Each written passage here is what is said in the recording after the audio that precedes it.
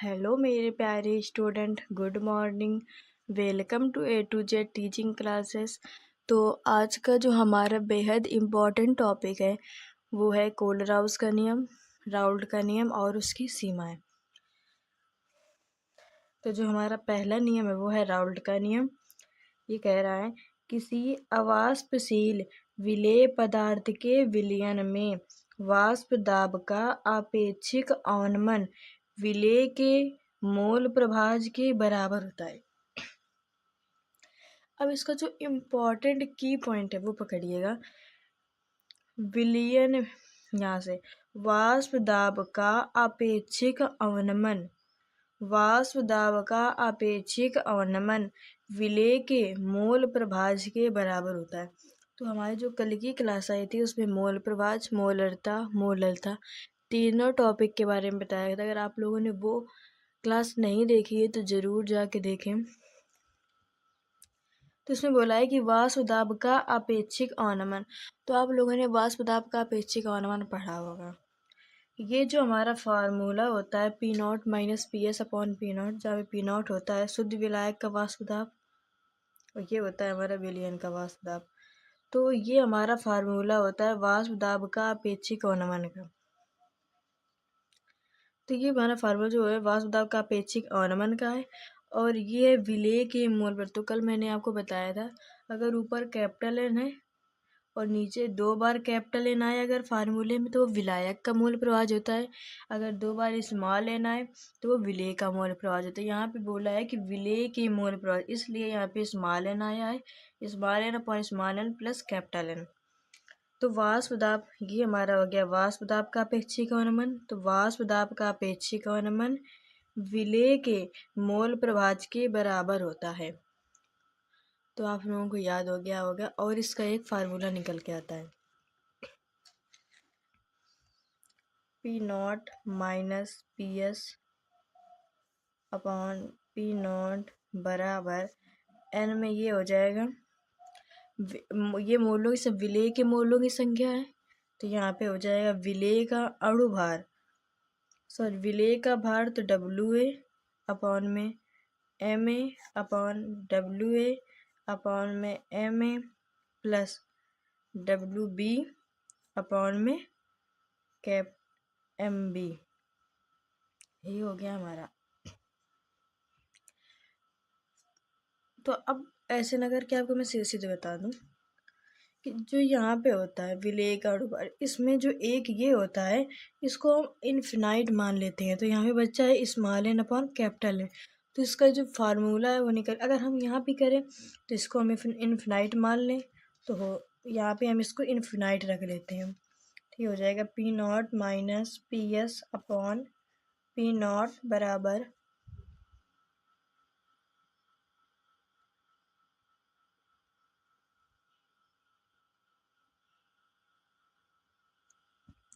P0 minus PS WA upon में MA upon में infinite plus का WB अपॉन में MB।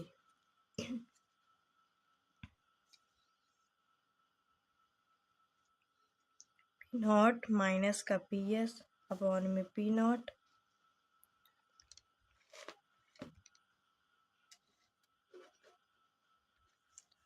बराबर WA अपॉन MA। तो ये हमारा इन्फिनाइट है तो इसको तो कुछ समझ नहीं, तो ये हो जाएगा नीचे हमारा WB अपॉन में MB। अंदर अंदर का बाहर, गुणा गुणा बाहर बाहर का गुणा। तो ये हमारा हो जाएगा P0 माइनस PS अपॉन में P0। ये ऊपर चला जाएगा तो ये हो जाएगा WA इंटू MB, विलायक का अणुभार है ये, MA into WB capital W। ये हमारा आता है फार्मूला निकल के, जिससे कि इससे बहुत न्यूमेरिकल भी आते हैं एग्जाम में। तो इस वाले फार्मूले से आपके न्यूमेरिकल सॉल्व होते हैं। तो राउल्ट का नियम आप लोगों को समझ में आ गया होगा कि विलयन का जो विलयन में जो वाष्प दाब होता है तो वाष्प दाब का अपेक्षिक अवनमन विलेय के मोल प्रवाह के बराबर होता है। विलयन कैसे मिलकर बनता है, तो विलेय और विलायक से। तो इसमें हम विलेय की बात कर रहे हैं, तो विलयन में वाष्प दाब का अपेक्षिक अवनमन विलेय की मोल प्रवाह के बराबर होता है, ना कि विलायक के मोल प्रवाह के। तो आप लोगों को समझ में आ गया होगा। अब हम लोग पढ़ते हैं राउल्ट के नियम की सीमाएं। नंबर 1 है राउल्ट का नियम तनु विलयन पर लागू होता है। अगर देखो, तनु सांद्र आप लोग जानते होंगे, जो पतला होता है उसको तनु बोलते हैं, जो गाढ़ा होता है उसको सांद्र। तो राउल्ट का नियम तनु विलयन पर लागू, अगर तनु विलयन पर लागू होता है तो जाहिर सी बात है सांद्र विलयन पर लागू नहीं होगा। राउल्ट का नियम तनु विलयन पर लागू होता है। नंबर 2 है राउल्ट का नियम अवाष्पशील विलयन पर लागू, क्योंकि राउल्ट का नियम में था क्या, विलयन के वाष्प दाब का अपेक्षित किसी अवाष्पशील विलेय पदार्थ के विलयन में, यानी अवाष्पशील विलयन में। तो राउल्ट का नियम अवाष्पशील विलयन पर लागू होता है। नंबर 3 राउल्ट का नियम स्थिर ताप पर लागू होता है। राउल्ट का नियम सांद्र विलयन पर लागू नहीं होता है। अब हम लोग पढ़ते हैं कोलराउस का नियम, जो कि मोस्ट इम्पॉर्टेंट है एग्जाम के लिए। ये भी कोलराउस का नियम है हमारा, अनंत तनुता पर किसी दुर्बल वैद्युत अपघट्ट की मूलर चालकता।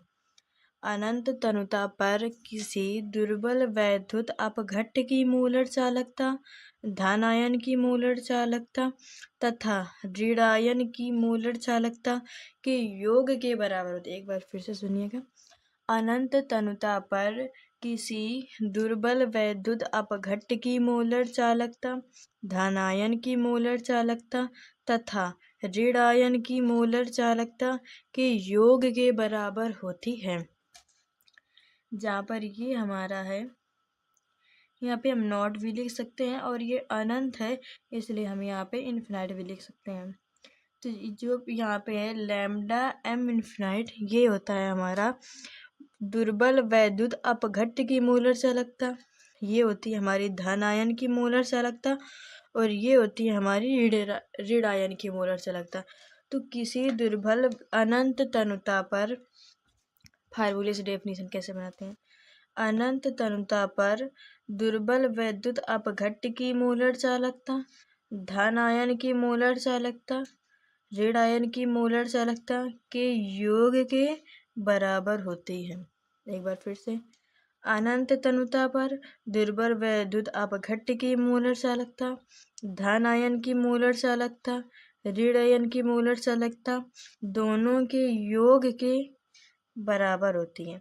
मतलब जो हमारी दुर्बल वैद्युत अपघट्ट की मूलर चालकता है वो धनायन की मूलर चालकता, ऋणायन की मूलर चालकता के योग के बराबर होती है दुर्बल वैद्युत अपघट्ट की मूलर चालकता।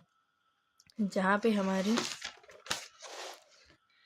पे जो हमारा लैम्डा एम इन्फिनाइट है, ये हमारी होती है दुर्बल वैद्युत अपघट्ट की मूलर चालकता, ये होती है हमारी धनायन की मूलर चालकता, माइनस की वी लैम्डा एम इन्फिनाइट ये होता है ऋणायन की मूलर चालकता। तो अनंत तनुता पर दुर्बल वैद्युत अपघट्ट की मूलर चालकता, धनायन की मूलर चालकता, ऋणायन की मूलर चालकता के योग के बराबर होती है। तो आप लोगों को क्लास कैसी लगी? अगर अच्छी लगी तो कमेंट में ज़रूर बताएं, और नहीं भी अच्छी लगी तो भी कमेंट में बताएं, और लाइक भी करें, और चैनल को सब्सक्राइब कर लें ऐसे इम्पोर्टेंट टॉपिक देखने के लिए। Thank you.